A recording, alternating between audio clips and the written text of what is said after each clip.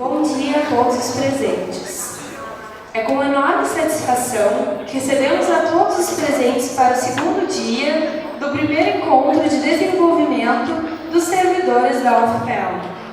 Nesta manhã de envolvimento e desenvolvimento, contaremos com pessoas especiais que nos proporcionarão reflexões relacionadas à nossa vida de trabalho, ao sentido do nosso trabalho e a sua repercussão na comunidade que atendemos. Solicitamos que suba ao palco o senhor João Paulo Voltran Adamoli, que será mediador da primeira palestra desta manhã. Convidamos a técnica administrativa da Universidade Federal do Rio de Janeiro, senhora Ana Maria Ribeiro, que palestrará sobre o servidor público, sua função social e desafios do Estado democrático. Neste momento, passamos a palavra ao moderador dessa palestra, senhor João Paulo Voltran Adamoli. Bom dia a todos e a todas. Cumprimentar que está organizando esse evento pela primeira vez na UFPEL, um encontro para tratar da política do pessoal da universidade, isso é muito importante. E apresentar nossa colega da UFRJ, Ana Maria, técnica em assuntos educacionais da Universidade Federal do Rio de Janeiro, e que desde 2011 está cedida à empresa brasileira de Correio e Telégrafo, onde exerce a função de gerente corporativo do Serviço de Informação ao Cidadão, Ouvidoria e Presidência em Brasília. Ana Maria tem licenciatura em Matemática pela Universidade Federal de Minas Gerais, é graduada em Gestão Pública pela Fundação Getúlio Vargas, especialidade em Gestão Estratégica em Políticas Públicas pela Unicamp. Ana Maria foi membro do Grupo de Trabalho de Educação da FASUBRA, coordenadora de Educação da UFRJ, do Sindicato dos Trabalhadores da UFRJ, participou do processo de construção do plano de carreira dos servidores técnico-administrativos em educação.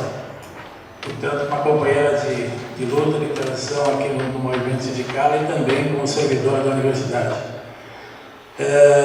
Ana Maria vai fazer a sua fala e após, durante 30 minutos, nós vamos fazer os questionamentos.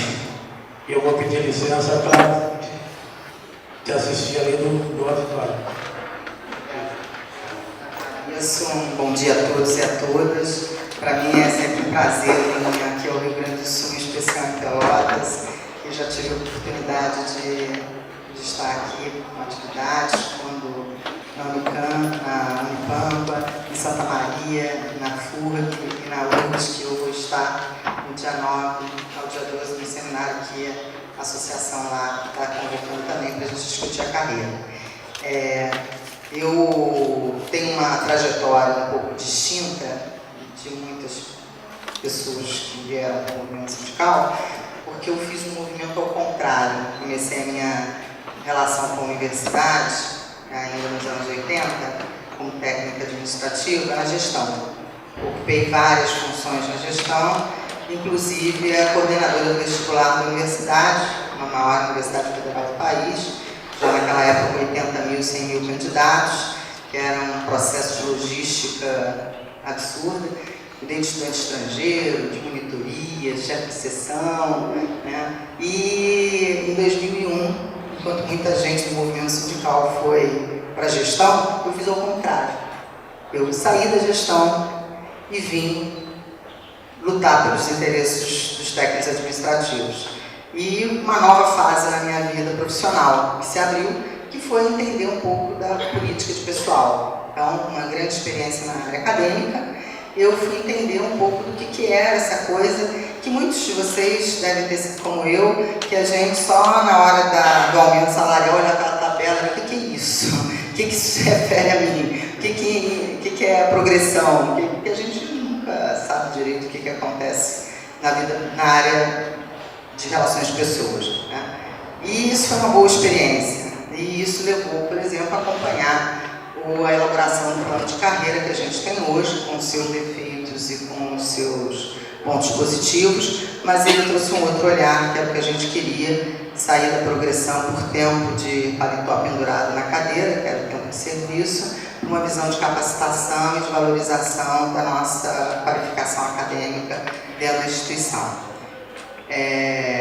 E me fez também depois sair desse mundo e ir para a universidade, onde eu tentei atuar na ideia de um complexo hospitalar na universidade. Nós na PRJ temos 9 hospitais, não, 9, né? Com problemas seríssimos, com a luta com uma política de valorização da área de hospitais, com a questão da informação, que eu também trabalho com a área de tecnologia da informação, né?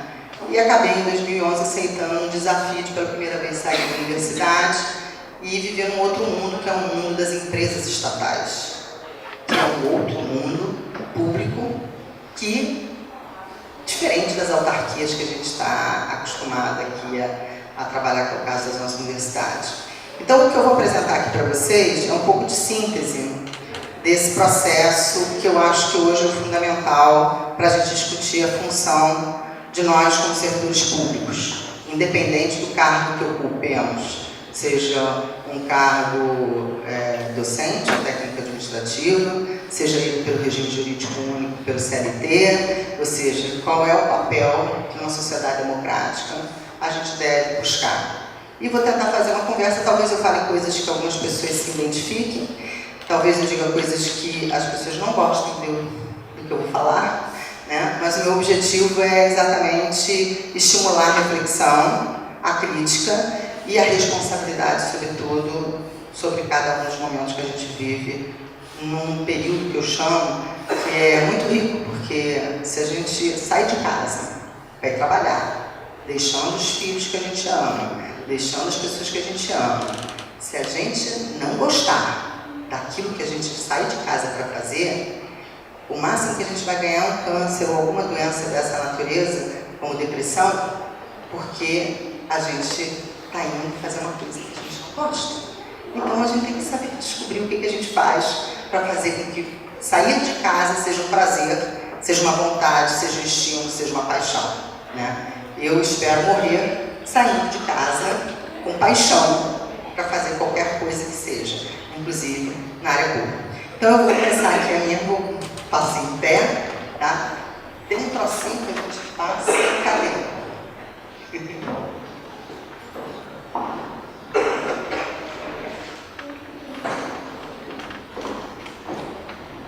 Bom, a ideia aqui da construção desse trabalho, o servidor público, sua função social e os desafios do Estado democrático.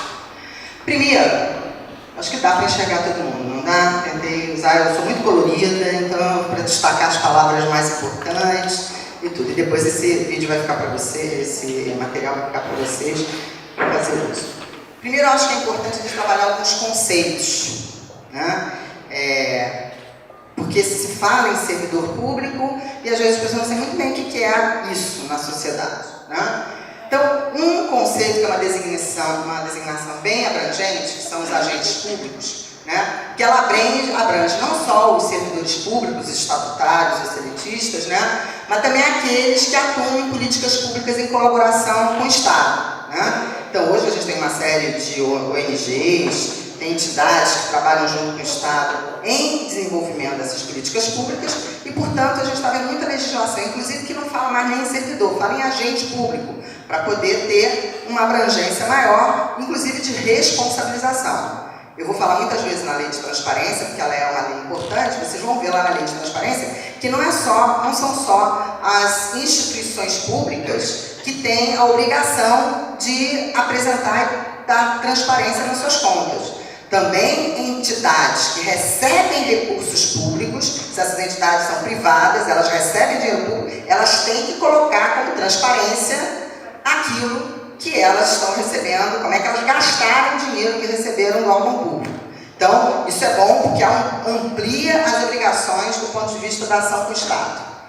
Servidor público, ele se refere aos trabalhadores do Estado, sejam eles regidos pelo RJU, pela CLT, são uma categoria de agentes públicos, mas agentes permanentes. É o que diferencia dos demais, né? Porque eles estão numa função, porque eles passaram por quê? Concurso público, eles passaram por uma escolha pública para ocupar esse papel de agente permanente. Então, não tem a história de que professor é professor, o resto é servidor. Não, todo mundo, professor também é servidor público, né?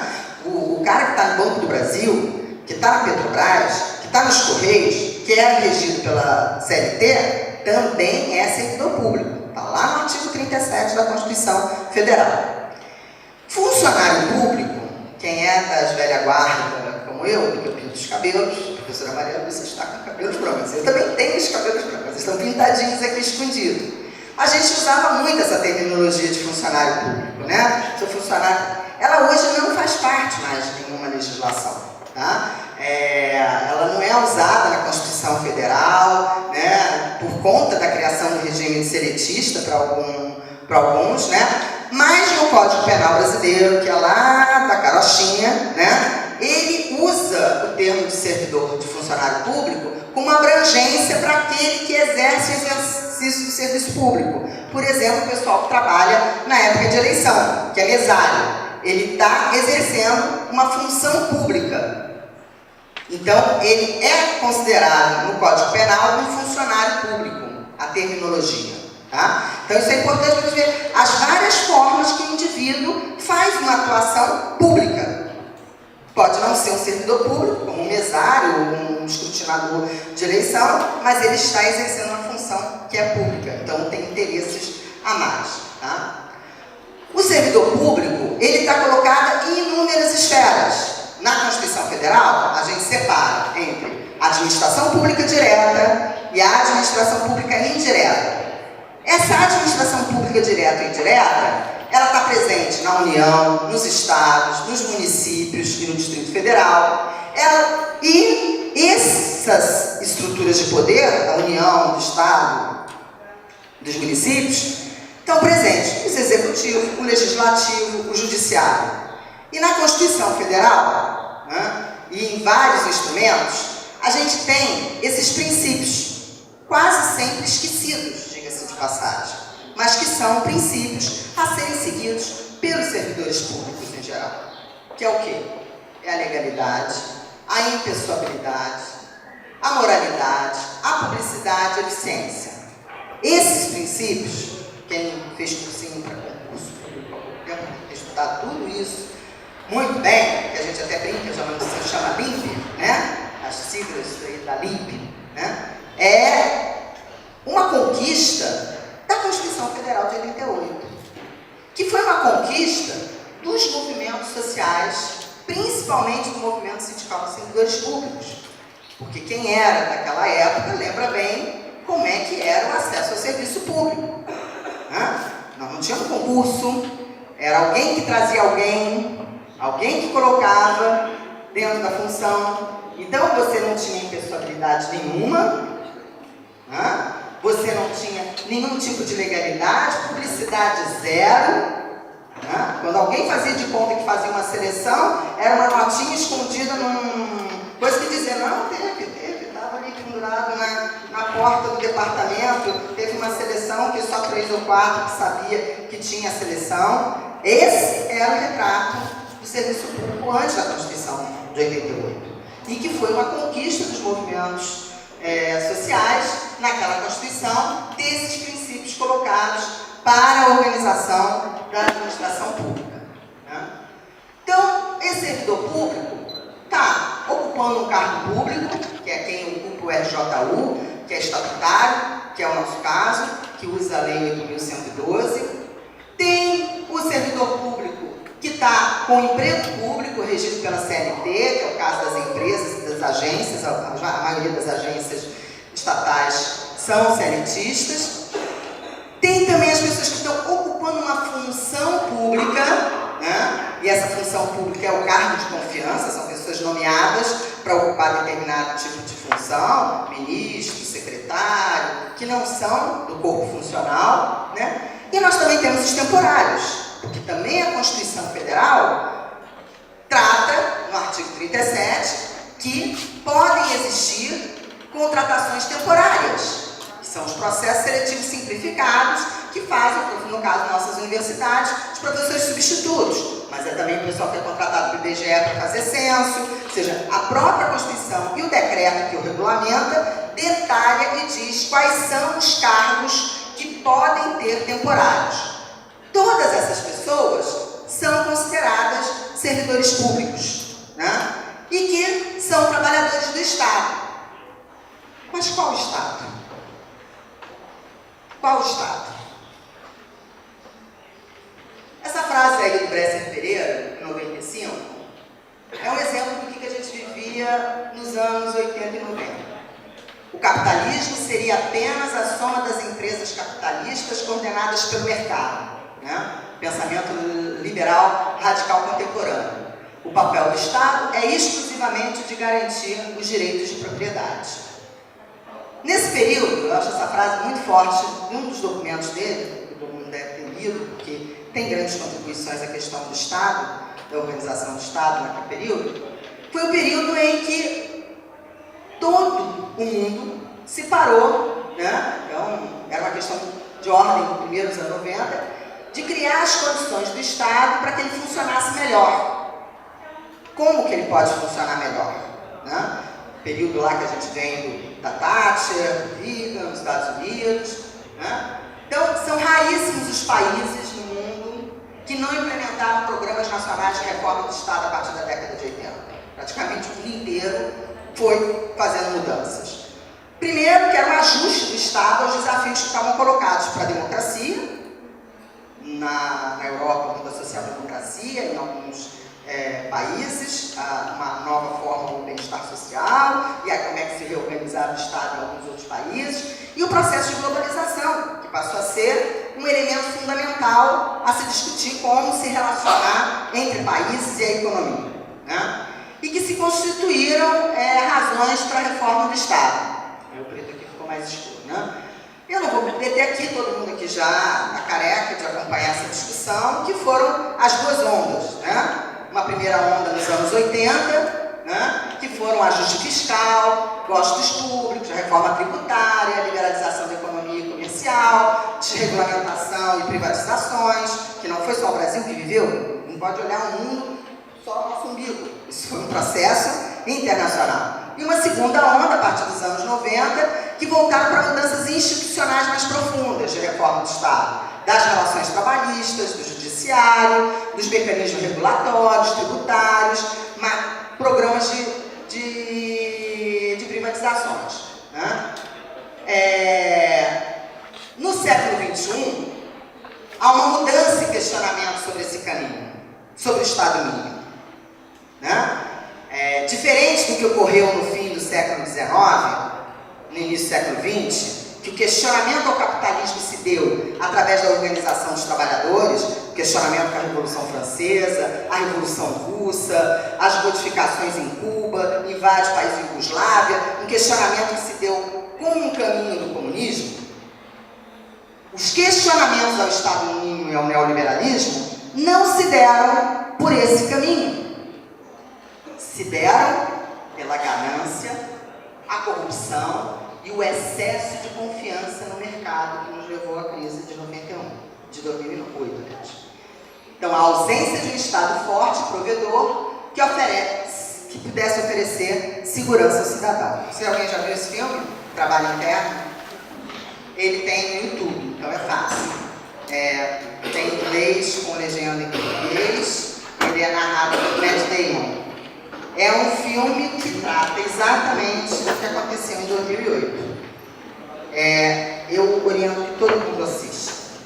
Ele começa, que são esses 6 primeiros minutos, mostrando o que aconteceu com a Islândia.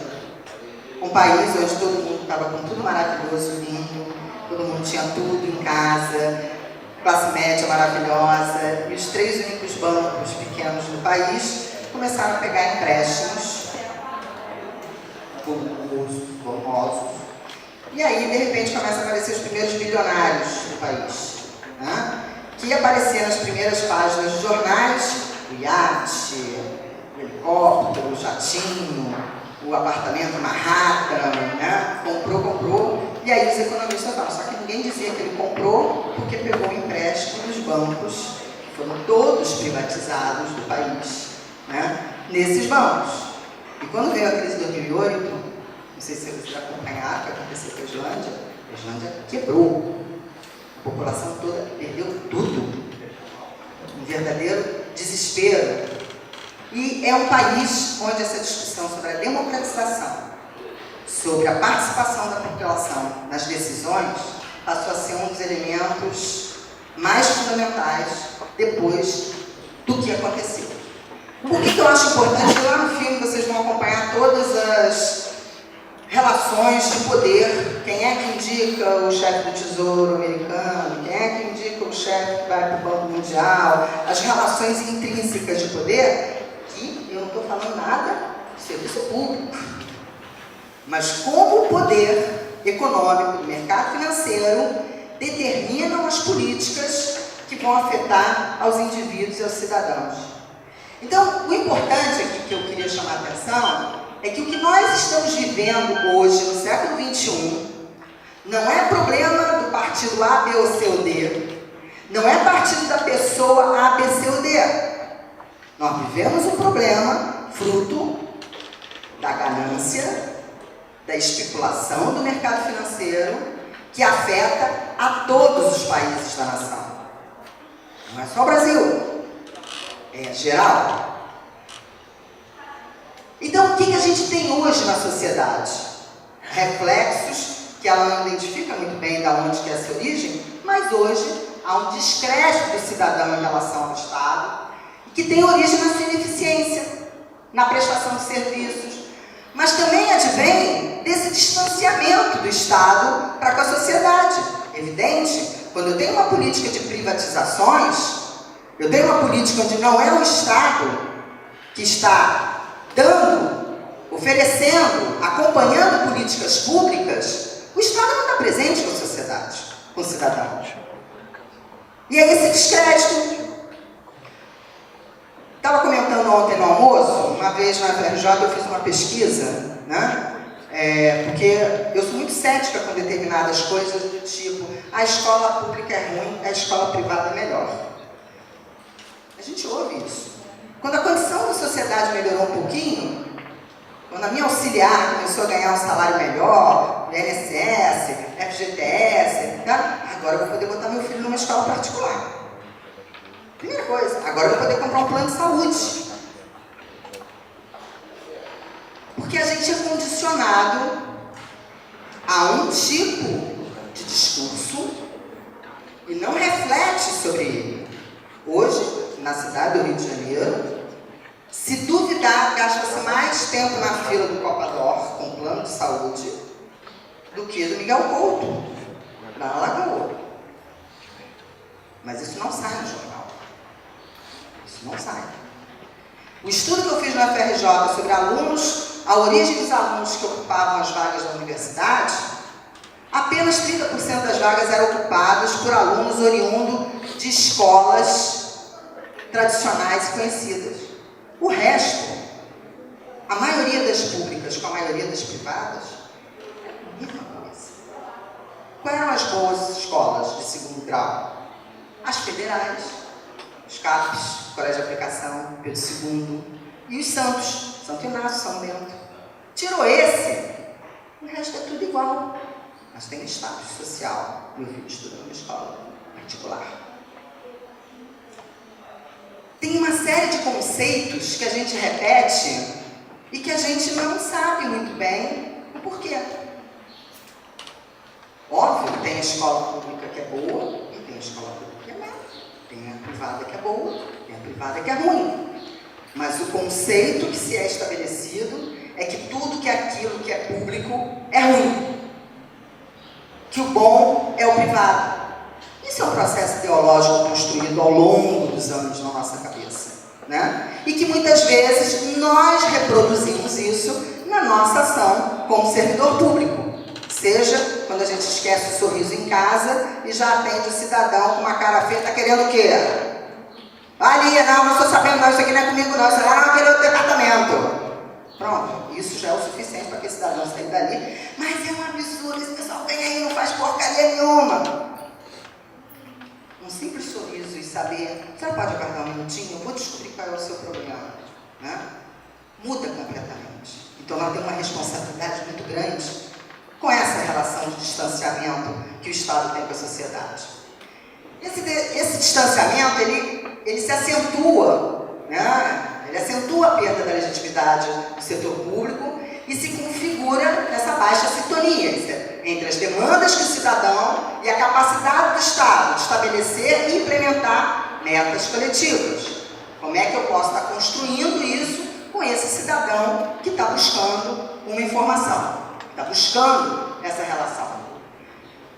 Porque a gente encontra isso, um comportamento autorreferido da burocracia, que acredita ser possível implementar escolhas públicas imunes dos interesses das pressões, dos interesses da coletividade, e tem prevalecido interesses particulares, muitas vezes das elites da burocracia, ou dos grandes interesses organizados, em detrimento daqueles mais dispersos e menos organizados.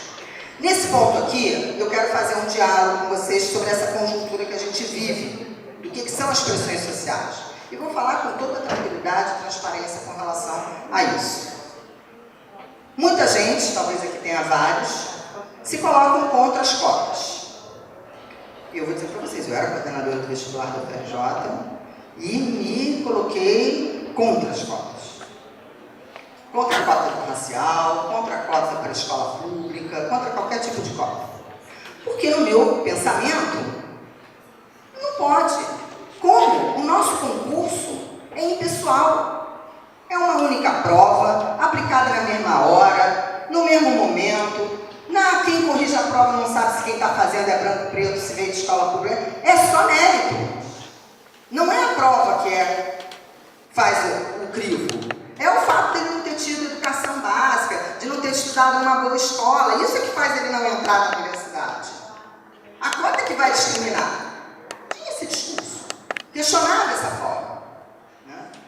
Até parar para perceber o que está acontecendo. Sim, a universidade não tem nenhuma responsabilidade. A gente fecha ou não? A gente só dá a prova. O que acontece no ensino médio, na educação básica, não é da minha conta. Tem não. Isso é com o Estado, com o município, que é. Quem tem que cuidar da educação básica é o Estado e o município. Mas eu, universidade, vou botar aqui no pedestal e eu não tenho nada a ver com isso. Eu não tenho como contribuir. Eu não tenho como fazer uma discussão nessa universidade. Como é que eu posso intervir e melhorar isso? Eu podia. Só que a universidade fez isso? Não fez. Quem fez? O movimento social. O movimento negro organizado que foi lá para o governo e disse, eu quero a solução. E apresentaram a solução. Se nós aqui dentro estivéssemos sentados, discutido, como é que a gente pode intervir para mudar isso? Talvez eles tivessem apresentado uma outra solução que não precisasse de cota. Mas nós não fizemos nada. Tem gente que vira, vou botar outra ferida, a EBSER, por exemplo, a empresa dos hospitais. Isso é a política do governo. Vou dizer para vocês, eu estava cuidando de hospitais nos anos 2006, 2007, 2008, 2009. Não, isso não era uma política de governo. Sabe quem inventou a EBSER? Os nossos dirigentes de hospitais. Foi dentro das universidades que nasceu a ideia. Porque os nossos maravilhosos médicos são deuses. E Deus não gosta de falar com reitor, diretor, isso é relé. Ele quer direto com o ministro. O sonho de todo diretor de hospital é ser que nem o Hospital das Clínicas de Porto Alegre, que é uma empresa estatal vinculada direto ao ministro de Estado. Ele não tem que dizer amém para reitor, para secretário de Estado, é vinculação direta com o ministro. Esse é o sonho de todos. Eu sou testemunha que o governo federal apresentou o decreto do REUF, vamos botar 50% de dinheiro do Ministério da Saúde, do Ministério da Educação. Eu ia para as reuniões e ficava desesperado, gritava, vocês estão boicotando. Que eram os diretores do Estado. Eles chegaram ao cúmulo de ir para a reunião do TCU e o TCU no acórdão coloca que tem que criar uma secretaria especial na presidência da República. Podem ler o acórdão do TCU de 2009. Está lá dizendo que tinha que ter um setor na presidência da República para porque Deus tem que estar perto do Todo-Poderoso. E eles tiveram a força política para fazer a política deles ganhar. Foram lá nos deputados, convenceram e virou uma política de Estado. Virou uma política de Estado. Porque se organizaram. Então, hoje, no Brasil, uma série de políticas que estão aprovadas no Congresso, que estão aprovadas em determinados lugares, é fruto de pressão de organização social. E nós, universidades, estamos discutindo o quê? Estão elaborando o quê para intervir, para apresentar? Ontem a colega do sindicato perguntou, mas o MEC manda tudo pronto. Aí eu de novo falo, sabe quem é que escreve as coisas que o MEC manda tudo pronto? A Andifes. Não só a Andifes, mas todos os fóruns de pró-reitores. Os pró-reitores têm fórum nacional. Cada universidade leva sua demanda, discute sobre a ótica da gestão. Sobre o que vai ser melhor, como é que eu faço isso melhor. Boa parte dos programas de graduação, Prolicem, mesmo SISU, o Enem, a mudança do Enem, nasceram de fóruns legítimos como o próprio Forgrade, que é o fórum de graduação, que reúne os pró-reitores de graduação. Foi lá que aprovou em 2004, 2005, o Plano Nacional de Graduação. Nasceu dos gestores das universidades. Está lá, pode pegar ele, quem entra lá no Google, no Pai dos Google, põe lá. Forgrade, Plano Nacional de Graduação. Vocês vão ver um documento elaborado em 2004, que era fruto de um trabalho que vinha há 7 anos, onde tem lá uma série de eixos que vocês vão ler ele e vão encontrar nas políticas que o governo federal aplicou.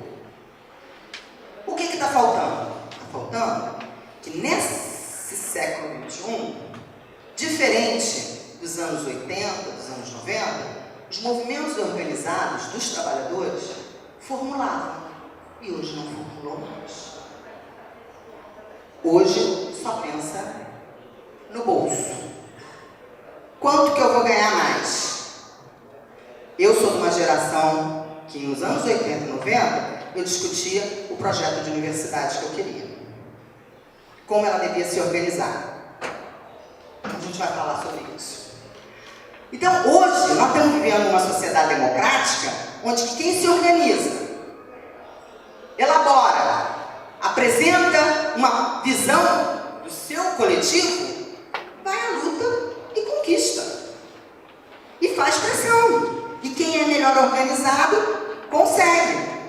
Porque tem unidade, porque tem um princípio, porque tem um projeto. Eu vou trazer para vocês um conceito que eu estou estudando, acabei de fazer alguns que estou muito apaixonada, que trata, e é lá da Unicamp, da gestão pública, de uma visão da nossa história republicana, que separa entre o Estado herdado e o Estado necessário. O Estado herdado, que é esse país que a gente herdou do período militar. Um Estado patrimonialista, clientelista, excludente, autoritário, personalista. Que combina projeto militar burocrático de modernização, empreendido logo depois da Segunda Guerra, da segunda metade do século XX, aliás, desculpa, e a redução e redefinições drásticas das instituições estatais, conduzida pelo projeto neoliberal na última década do século. Né?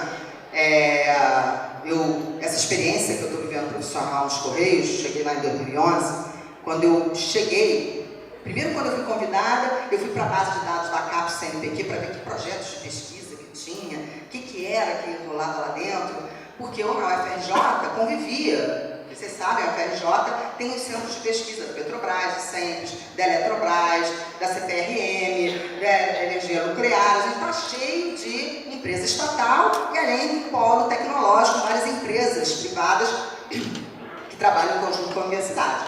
Então, a empresa estatal, aí eu dei um susto, porque eu entrei na base de dados, tinha um projeto de pesquisa ligado aos Correios. Eu falei, gente, como assim?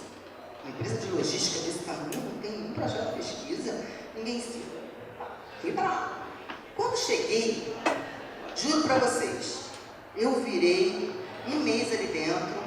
Eu falei, gente, cadê o Hélio Beltrão e o Bresser Pereira? Eles não passaram por aqui nos anos 80 e 90. Uma estrutura militar, hierárquica, de centralização de poder, de diferenciação salarial absurda. Quem não tem função, que é 7, 10 vezes mais que o salário base, não é as nossas de 500, 700 reais, não. É algo monstruoso. Assim, o que é isso?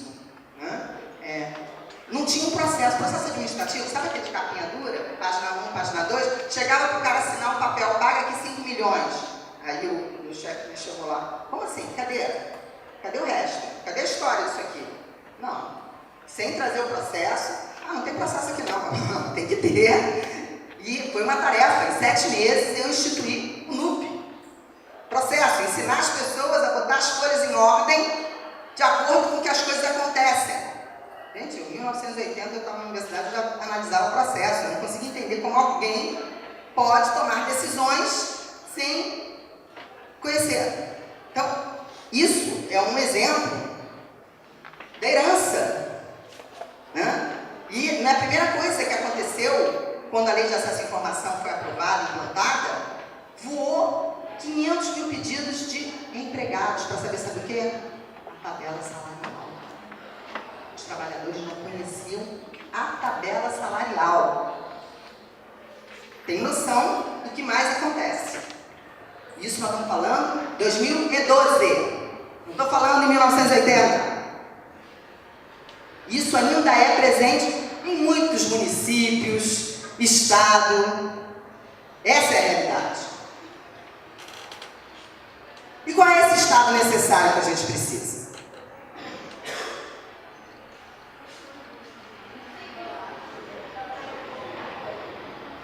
O Estado, a reforma gerencial do Estado, lá em meados do ano 90, ela não foi capaz de elevar o Estado herdado do necessário. Isso que eu estou falando aqui. Há uma importância do trabalho da Hélio Beltrão, da desburocratização, do Bresser Pereira, de reforma do Estado, mas ele não foi capaz de avançar naquela visão patrimonialista, isso, para o Estado necessário, que é esse, que a população se sente parte dele e ele serve a esta população, né? Então, a privatizações, desregulação e liberação de mercados, ela tem impedido que o Estado brasileiro se concentre em saldar a dívida social e, enquanto Estado-nação capitalista, nós estamos falando em outro modelo aqui, nós vamos dentro do capitalismo, né? Por assumir as suas responsabilidades em relação à proteção aos mais fracos, a desnacionalização da economia e a subordinação aos interesses do capital globalizado. A discussão sobre o planejamento estratégico governamental como instrumento utilizado na transformação do Estado herdado em Estado necessário passa, antes de mais nada, pela reflexão sobre o ato de planejar. O Estado necessário, por sua vez, caracteriza por sua capacidade de fazer emergir e atender às demandas da maioria da população e colocar o país numa rota que leve a estágios superiores de civilização. Nós estamos falando aqui de acabar com a miséria, acabar com a pobreza, fazer com que as pessoas tenham igualdade de oportunidades, um mínimo de cidadania, né, para que alcance o máximo de ocupação do seu papel na sociedade, né? Então, essa passagem do Estado herdado para o Estado necessário, nessa visão que eu estou aqui defendendo, ela não começa pela reforma do Estado, a reforma das estruturas socioeconômicas. Óbvio que a gente precisa de reforma política, reforma tributária, reforma da Previdência, de várias reformas desse Estado que ainda se persiste, que avançou muito com a Constituição de 88, mas ainda tem uma série de sequelas. Mas passa pela mobilização de um ciclo que vai da capacitação dos gestores públicos para transformações da relação do Estado com a sociedade. Para nós, fazer com que o servidor público se encontre e entenda o seu papel é mais importante do que as próprias reformas. Porque esse servidor público comprometido vai fazer com que as reformas aconteçam, no papel ou não. A transformação do Estado, herdado do Estado, requer a capacitação dos seus quadros e a formação de gestores públicos com domínio dos aspectos teóricos e práticos do processo de elaboração de políticas públicas e com atuação eficiente no dia a dia do modo que o Estado seja cada vez mais eficaz no uso dos recursos que a sociedade lhe faculta, capaz de produzir impactos crescentes e efetivos. Aí, vocês me desculpem. Quem fez concurso público, porque estava querendo um emprego, já sentando na mesa, abrindo no Google para ver qual é o próximo concurso público que vai pagar mais, e tem ojeriza ao público, eu peço, por favor, que peçam demissão e vão embora. Nós estamos vivendo pleno emprego, tem índice de desemprego baixíssimo, tem emprego na Natura, no Boticário, tem emprego, um monte de loja está abrindo emprego, agora então Natal abre a beça para trabalhar, e sendo legal, pode até ser permanente. Agora não fica no serviço público, gente. Se não gosta de público, se não gosta de política, se não gosta de políticas públicas, não está no lugar certo, vai arrumar um câncer. Vai sair de casa revoltado porque está indo lá para a burocracia, vai ficar com depressão, vai ficar doente, vai gastar o dinheiro que está ganhando todo o remédio na farmácia. Não? Fica terrível. O que eu estou indo fazer lá naquele lugar horrível? Esse troço de público, de atender a população. Ai, se a gente pobre, se a gente isso. Vai embora, gente. É o melhor, é o conselho que eu dou. Vai embora. Vai arrumar um trabalho para ganhar dinheiro, para ficar rico, ficar jogando a loto toda semana, que um dia sai, né? Mas não fica atrapalhando o Estado, o funcionamento do Estado. Né? Nesse processo do agente público, a democracia constitui um fator imprescindível para a promoção do bem-estar das maiorias. E daí a necessidade de planejamento estratégico governamental, do governo, da instituição, do ambiente. E como é que a gente faz isso? Pela definição clara do que são problemas e o que são soluções, o que são as causas, o que são efeitos e o que são os riscos e quais são as oportunidades. Essas palavrinhas marcadas em amarelo no final, problema, solução, causas, efeitos, riscos e oportunidades, são elementos fundamentais para a gente analisar o espaço que a gente está fazendo para fazer a política pública. Eu vou dar um exemplo do que eu estou falando aqui. Um exemplo de problema que tem em qualquer lugar do serviço público, se duvidar também no serviço privado. A insularidade, palavra bonita, né? O que é essa insularidade? Sabe como é que a gente chama isso no dia a dia? As ilhas. O meu setor é o setor. Então eu tenho uma diretoria, tem 3 divisões, a gente está disputando. Aquela divisão ali, não quer nada com nada. Porque povo não quer nada com nada, só nós que somos bons. São as ilhas. Né? O que causa muitas vezes essas ilhas? Tem a dinâmica, lógica, política eleitoral. No caso das universidades, a gente não vive muito isso, porque nós temos em lei que quem ocupa as funções gerenciais é de carreira. Né? São os FG1 até FG6, que é a gente da própria carreira. Pode até mudar, mas é dentro da própria unidade, está todo mundo em casa. Mas nos municípios, nos estados, no governo federal, mudou o diretor. Aí aparece aquele cara que ninguém nunca viu. Chegou lá de paraquedas. Né? Então isso já gera, cada um dos setores se protege. Eu não quero saber. E tem o fenômeno das burocracias profissionais, que são os especialistas. É aquele cara que chega entendendo tudo. Entendo tudo. Então ele não conversa com o chefe da sessão, ele não conversa com o cara que está ali há 50 anos fazendo aquilo ali, que pode não ter o mesmo estudo dele, mas tem uma vivência. Aí fala aquela arrogância de quem sabe tudo. Na primeira leva uma porrada, aí você fica sentado esperando ele.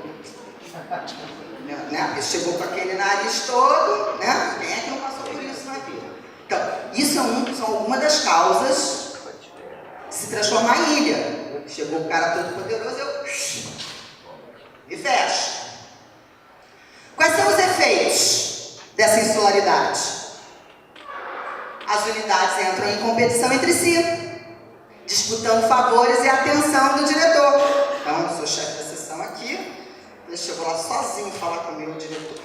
Diretor, a gente está trabalhando demais, a gente está fazendo isso, eu preciso de mais gente aqui no meu setor, preciso mandar isso aí. Não quero saber o que as outras sessões estão fazendo, se é importante, se não é. A minha é mais importante e eu vou lá falar sozinha. Então, fica uma competição entre as divisões de uma determinada área. Negam informações a outras. Ai, mandei memorando lá para o setor de pessoal, estou pedindo uns dados. Já tem um mês que não manda. Ah, ele é o dono da informação, cara. Mas que eu vou dar para você? Não, estou competindo, não vou dar informação, não. Aí você tem que pedir lá para o reitor. Reitor, pede, porque o cara ali do lado não está liberando a informação que eu preciso para a minha área. Alguém está falando alguma mentira? Não. Se cristaliza como forma organizacional, de maneira independente das inteligências, das personalidades, dedicação ou talentos dos diretores públicos. Se fecham. Não sei se é o caso aqui, mas na minha universidade é a área do financeiro. Financeiro é o poderoso. Decide quando paga, decide o que vai fazer, não? O que caracteriza uma equipe? A forma de produzir valor agregado, ou seja, de alcançar e de discutir o que se pretende, os seus processos de tomada de decisão, como é que toma a decisão dentro da área, os seus mecanismos de aprendizagem de controle, ou seja, eu estou avaliando o que está sendo feito, eu sei o que a gente está fazendo ao longo desse ano, está fazendo certo, está fazendo errado, tem como coordenar esse tipo de trabalho? A forma de gerar espírito de corporação em seu interior, entender que somos todos um só, e os mecanismos de resolução de conflitos entre seus membros. Esse é o mais difícil, né? Porque democracia dá trabalho, gente. Democracia dá muito trabalho. E eu acho que todo mundo aqui, principalmente quem é pai e mãe, sabe que se você for usar o método autoritário, ferrou, né? Você vai fazer isso. Eu estou mandando você dormir agora. Está na hora de dormir. Aí vai pra cama e pega a arma para você. Está com o telefone lá, jogando, escondido. Não vai resolver. Um chefe que vira e fala, é para fazer isso agora. E você não está convencido de que isso para fazer agora é realmente importante, você não vai fazer agora. O processo de convencimento, o processo de construção e de redução dos conflitos passa pelo diálogo. E vai ter diferença. Quem é que aqui não tem 3 filhos e cada um é diferente? Mas eu tenho a mesma coisa, eu dei a mesma coisa para comer, eu dei a mesma educação, mas um está fazendo essas coisas todas. Porque as pessoas são influenciadas pelo meio. Porque elas têm personalidade. E se a gente não aprende a trabalhar com diversidade, não aprende a conviver com os diferentes, a gente não consegue nada. Nem em casa, nem no trabalho. Tem que ter aquele dia na semana que reúne todo mundo para xingar, que seja. Tá resolvido? Vai ser isso? Um quer ir para o Polo Norte, outro quer para o Sul? Não, a gente vai para Fernando de Noronha. Pronto, está resolvido. Está resolvido? Não está. Então não pode ser assim. Esse é o grande problema da democracia. Precisa ouvir para poder falar. E se não tiver quem crie os mecanismos de resolução dos conflitos, buscar os pontos de consenso, nada anda numa equipe. Nada. O grande barato num trabalho de equipe é quando todo mundo coloca o que pensa e sai uma proposta que é fruto de construção. Vai ser excelente? Provavelmente não. Pode ser que fulano a proposta dele realmente seja excelente. Ela pode ser excelente na ideia, mas se não tiver quem construa na efetividade, ela não vai deixar de ser uma excelente ideia. Ela tem que ser executada. E para que as pessoas executem, elas têm que ser convencidas. E às vezes a forma de convencimento é modificar a proposta, de tal forma que todo mundo se sinta parte do processo de construção daquela proposta. E daí se envolvam igualmente para fazer aquilo sair do papel e virar uma realidade. Pode não virar como sempre, como o pessoal brinca, mas vai virar alguma coisa que tenha algum tipo de efetividade. É isso que a gente tem que todo dia. É difícil? É hiper difícil. Que já não perdeu a paciência, mas é um exercício dos mais difíceis que são colocados. Como é que a gente combate a insularidade? É a profissionalização e a democratização de designações. Né? Quando a gente tem espaço que eu posso fazer uma eleição para o chefe, no caso a gente vive isso na universidade, a gente tem uma eleição, escolhe.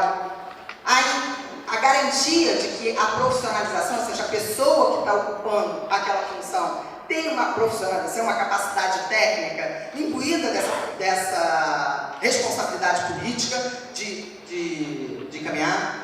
Às vezes é necessário, sim, uma racionalização organizacional, porque um dos grandes problemas que acontece volta e meia na administração pública em geral, e aí eu não estou falando mais só das universidades, é o gestor que chega, olha o organograma, tanto na administração, das prefeituras, porque você não tem lei, tem secretaria, tal. Alguns têm lei, outros não. É o próprio gestor que pode, por decreto, mudar.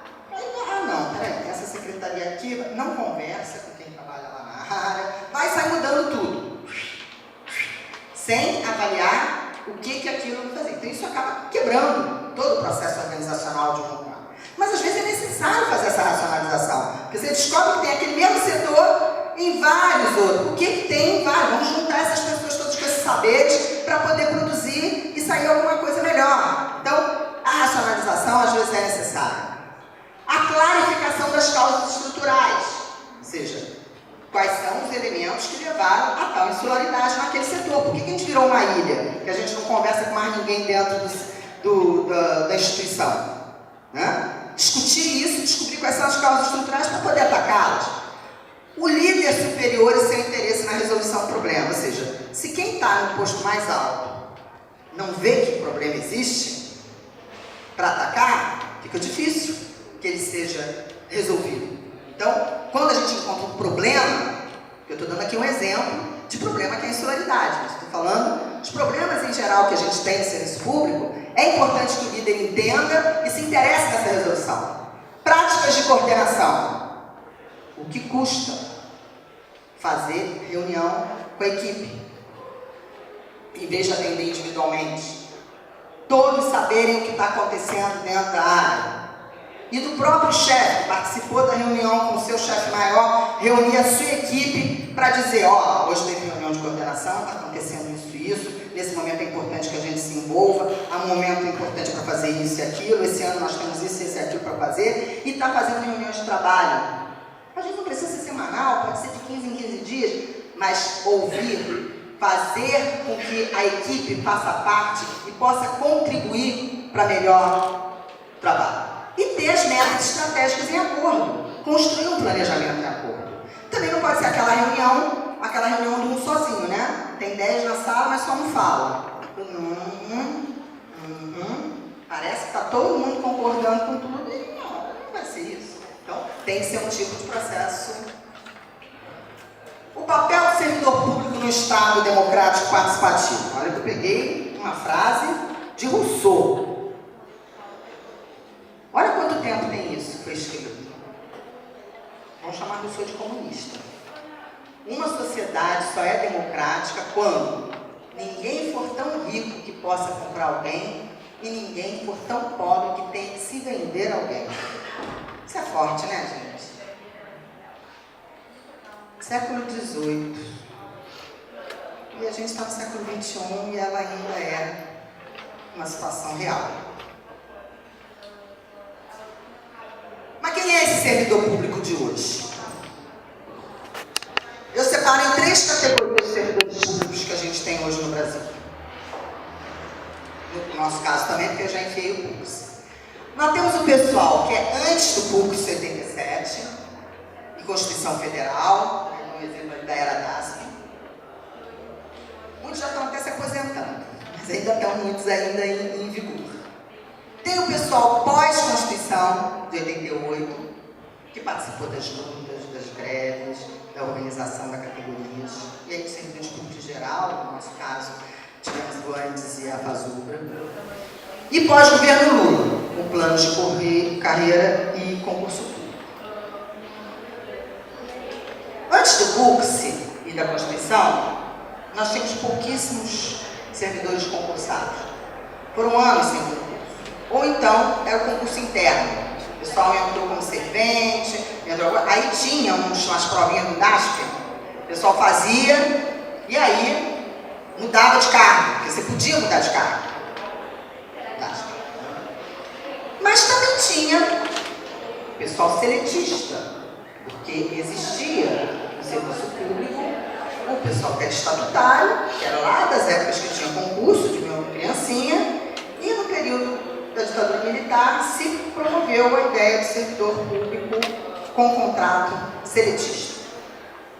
E aí, esses seletistas era de acordo com o que quem era o chefe queria. Algumas instituições fizeram seleção. Botava edital lá na FRJ, quando o nosso reitor eleito em 85, o professor Horácio Macedo assumiu, que praticamente pouquíssimos servidores da universidade, e a maioria desses servidores eram de funções, eu lembro que eu era estudante, era no início dos 80, na FMG. Eu fui eleita representante dos estudantes no Conselho de Ensino e Graduação. Eu fui fuxicada, né? Já era metida a querer entender das coisas. Aí eu abri e disse, mas não é muito. Parece que é errado desse professor. O professor não erra. Dona Lu, está errado. Essa lei que está colocada aqui não é ela. Esse processo aqui é... Professor não erra. E ela não ia.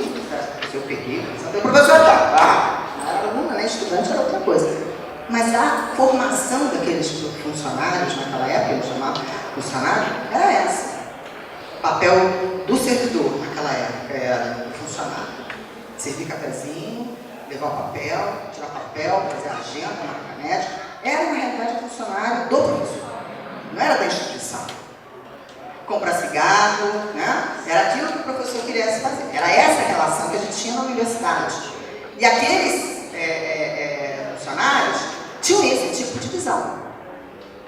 Quando o professor Horácio Macedo lá eleito na FRJ, não, pedia ao governo vaga para concurso e não dava, saiu contratando. Algumas áreas fizeram isso, botava no jornal, precisa-se de estagiários de administração, precisa de...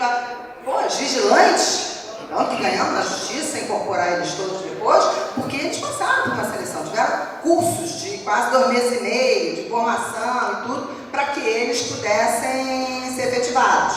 Então, foram criadas, mas também tinha gente que trazia a irmã, o tio, o amigo, o vizinho que estava desempregado, né? E o cabo eleitoral do fulano de tal, né? Era essa a forma que muita gente seletista.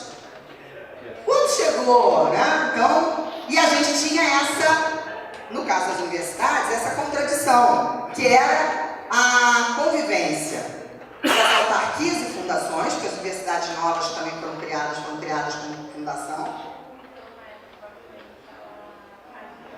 e eram salários diferentes. O pessoal seletista das fundações tinha salário diferente do pessoal estatutário. Então, foi quando também, no processo de redemocratização da sociedade, em 84, em 81, já teve uma primeira greve, né, o primeiro grande movimento dos docentes, que tinha nas universidades naquela época um quadro enorme de professor, na minha universidade chamava professor verba 3131, que eram os substitutos que a gente conhece hoje, mas era muito substituto. Fizeram uma enorme greve, um movimento que queria um concurso público, essa era a bandeira deles. O que os militares fizeram? Todo mundo para dentro. Transformou em estatutários todos os professores daquele movimento em 81. Então, tem muito professor que a data de ingresso de 81 nas universidades não teve concurso público. Simplesmente foram incorporados aos quadros da União. Em 85, 84, o movimento dos técnicos administrativos deu força. A FASUBRA começou a todo o movimento pela lembração, pela isonomia salarial. Essa era a bandeira principal, que foi o que levou à vitória em 87 do PUCS, que foi um plano de carreira que tanto tinha o capítulo de docente quanto o técnico administrativo, e que incorporou nele todo mundo. Então, o salário continuava existindo em seretistas e estatutários, mas o salário passou a ser o mesmo, que foi conhecido como plano da isonomia, porque deu um tratamento igual aos técnicos. Nunca ganhei tanto dinheiro na vida como foi aqui. Mas olha, como aquele plano em 87. Veio que veio maravilhoso. A gente se sentiu bem da vida por pouco tempo. Em 90 veio o Collor e aí nós viramos Marajá. Né? Então nós éramos Marajá, nós éramos os ladrões da sociedade, nós éramos os corruptos, nós, todo servidor público tinha que ser demitido, e começamos todo um processo. Só que a grande questão que a gente teve em 88, que foi a conquista do movimento de colocar na Constituição, né, a questão do regime jurídico único, acabar com a ideia de duplo sistema, de duplo regime dentro do serviço público. E conquistamos o regime jurídico único, que foi ser aprovado em 91. A Constituição trata em 88 da ideia do regime jurídico, mas ele só foi aprovado, né, já vinha sendo discutido nos movimentos do Congresso Nacional, e aí você coloca, é regime jurídico único e é por concurso público. Não pode entrar de outro jeito. Né? Só que nesse período, a gente também viveu a ideia do Estado mínimo, e começou a tal história de carreiras exclusivas do Estado. E aí, no governo Fernando Henrique, só apareceu concurso para as ditas carreiras exclusivas do Estado. Docentes conseguiram algumas vagas para repor, mas continuou a política, e aí foi quando foi regulamentada a contratação temporária de professor substituto. Era também uma enorme quantidade de professores substitutos, porque não dá. E nossa categoria morrendo, aposentando, indo embora. Em alguns lugares, terceirização. Era terceirizado para tudo. Para abrir a porta, para cuidar da biblioteca, e muitos, não sei vocês aqui, mas na FRJ tinha terceirizado até pago com dinheiro que vinha da Xerox. Tinha a Xerox lá na porta, pegava aquele dinheiro, pagava, ou seja, republicano, zero, controle, zero. INSS, direitos trabalhistas, zero. Né? E no movimento, né, dirigido, no caso dos técnicos administrativos, cresceu o nosso debate, que é aquilo que eu estava falando anterior, de conteúdo. Nós começamos a discutir assim, qual é a universidade que a gente quer? E foi aí que nasceu, quem não conhece, é importante, podia ter uma discussão e ler, o nosso projeto Universidade Cidadã para os Trabalhadores. Foi esse projeto, com essa visão de Universidade Cidadã dos Trabalhadores, que nasceu o projeto de carreira que a gente viu aprovado em janeiro de 2005. Ele não foi meia dúzia de iluminados que pensaram. Ela foi fruto de uma construção de quase 10 anos, de uma categoria. Eu, por exemplo, durante todo o período que eu era gestora da FRJ, coordenadora do vestibular, eu doava parte do meu tempo ao grupo de trabalho da minha federação, na área de educação, que é uma área que eu me especializei.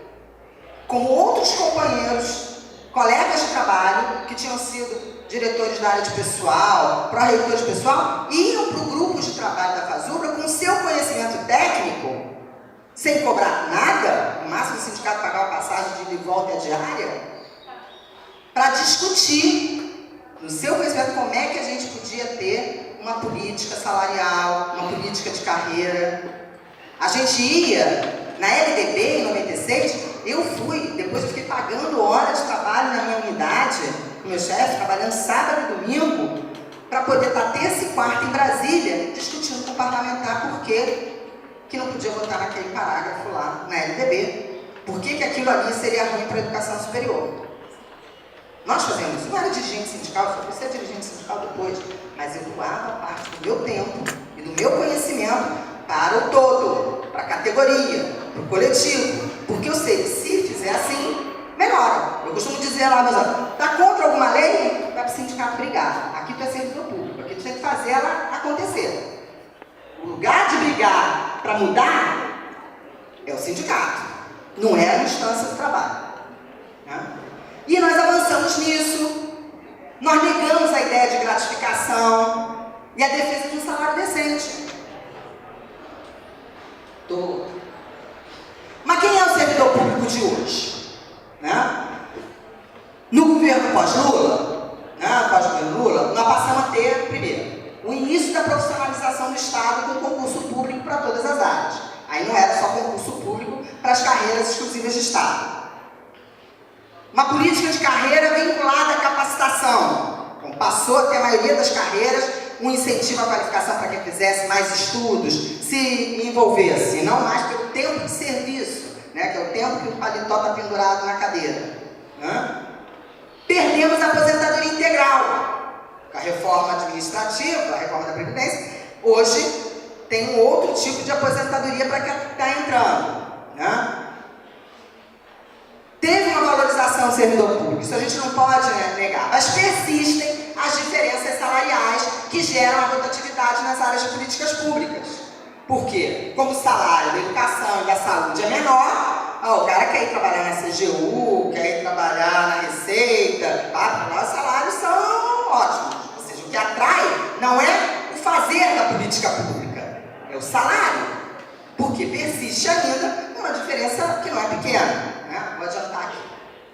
E aí nós estamos assistindo uma moçada que está entrando que tem esses elementos muito delicados. Um forte individualismo, uma ideia de ascensão pelo mérito próprio, único e exclusivo, como se o mundo ao redor não tivesse qualquer influência, né? Um nível, já que um nível superior, porque muitos fazem até para a área da classe D, mas já tem um nível superior e busca por altos salários, não reconhece que a valorização da gestão pública depende de uma visão de Estado, né? Então, ou seja, tem que pensar que qual é a visão de Estado que eu tenho para poder ter uma valorização do serviço público. Se eu não acho que a política de educação e saúde é importante, não vão achar que meu salário tem que ser maior. Então, a valorização da política pública é que faz com que possa se ter uma valorização funcional. E um grande desapego à política. Como é que é possível ser um gestor público sem conhecer política pública?